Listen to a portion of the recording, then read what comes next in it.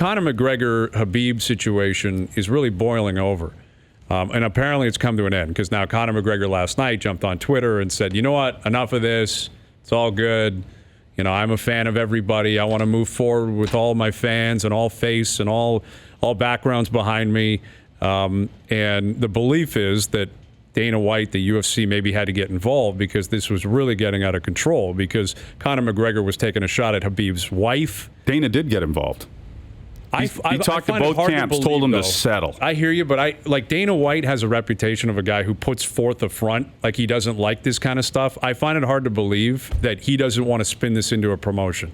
I don't know if it's going to happen, but everything, remember, Dana White, anything that happens, I can't believe this happened. This can never happen again. Okay, then it happens again and he doesn't do anything. I will say this, though, having been to that first fight, afterwards, Dana was not disingenuous. That was going to be the biggest pay-per-view in the history of their sport, and a lot of people were crushed with the results because it was just mayhem. Here is ESPN MMA analyst and reporter Brett Okamoto joining us here to talk about this. Brett, you've been covering the sport for a long time. Can you put this into perspective, just how ugly it's gotten between Conor and Khabib?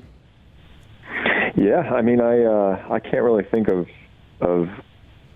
off the top of my head, I can't think of many worse examples. You know, I mean, there have been guys who have, you know, quote unquote crossed that line. I don't know who defines that line or where that line exactly is, but enough to the point where I guess it starts to make, you know, the majority of people watching or you know, taking it in to feel a little uncomfortable, to feel like maybe this isn't fight promotion anymore, and that it has just taken an unnecessary turn towards being, you know, uglier than it needs to be or should be.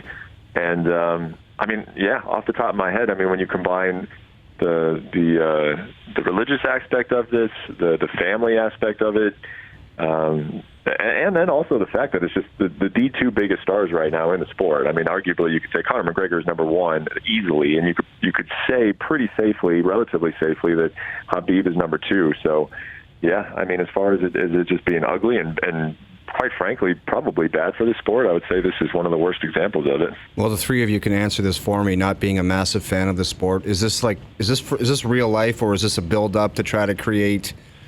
Like, well, that's what I'm wondering. Like, I don't know if it's going to happen the second fight. Like, you would know better than us, Brett, but do you think it's possible these two can get back in the octagon? Yeah, I think we'll see a rematch at some point. I don't know exactly when it will be. I know that the UFC wants to. I mean, the UFC is sort of caught up in a.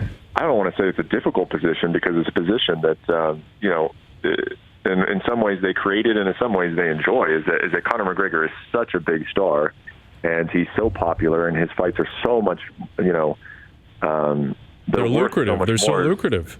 Exactly. They're so much more lucrative than anybody else on the roster that, you know, he's always going to get opportunities that other guys wouldn't. But at the same time, they don't want to completely just, you know, thumb their nose at everything that they've really kind of built over the last 25 years, and that is that there's some structure to this, that the best fight the best, and there is no need. I mean, Conor McGregor should not get a shot at the UFC lightweight championship in the fall, you know, so I don't think that's going to happen. I think that you'll see Conor fight somebody else, you'll see Khabib fight somebody else, but I think a rematch is just so lucrative that you will see it at some point, yeah. Hey, Brett, after witnessing the first instance between these two cats, I went on air afterwards and I said, absolutely, they're going to fight again. There's just too much money. There's too much bread on the line. I just don't. Yeah. But Conor, though, his behavior, I mean, he's always been a loose cannon. But what he's done with the bus incident and the way he's comporting and conducting himself right now, I don't know. It looks like the guy's lost it, to be honest with you. Yeah, to say he's always been a loose cannon is actually, you know, no, actually he wasn't. You know, I mean, he was. I think the best way to describe Conor is a guy that likes to push the envelope and see how far he can push it, and because of who he is, and because of, you know, he's now had this experience within the UFC. He's had it within the legal system. I mean, the guy is also somewhat lucky in that he can push that line right up to the edge, but never completely pay a really full price for it. And so I think that's what we've seen time and time again over the last, you know, 5 years, is that he's pushing that boundary. He's pushing that boundary. And at first it was a good thing. And now I think we're looking at it as, well, it's kind of, it's become a negative thing, you know, because he's going to keep pushing it, and then it begs the question of how far will he push it, and eventually what will make him stop pushing it, you know? And the UFC kind of seems, to be frank, you know, it just seems incapable of pushing back now because he wields so much power and he's so popular and his fights are so lucrative that it's almost like their hands are tied in many ways in what they can do.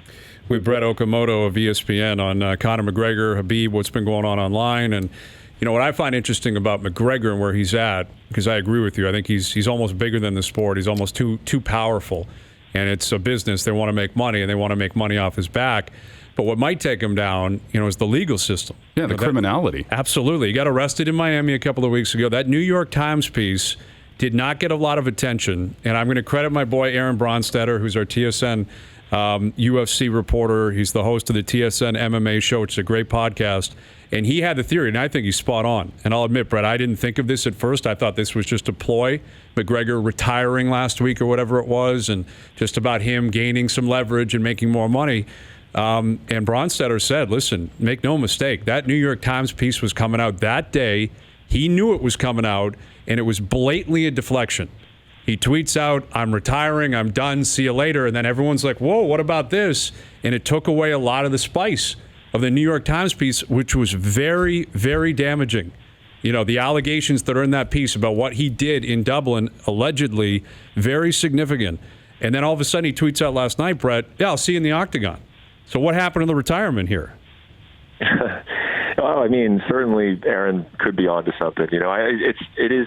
I will say that it's, at least for me, as of this point, standing here today, it's impossible to say because I also know that the negotiations between Conor and the UFC are a real thing. You know, and he has in the past, retired publicly only to come back once he got some of the things that he wanted through the negotiations. So I think it's probably a combination of things, but certainly, I mean, he was aware that story was coming out, that the Times had reached out to his camp for a comment, so he knew that story was coming. So it is certainly 1,000% feasible what Aaron is suggesting, that he did that to direct some attention away from it.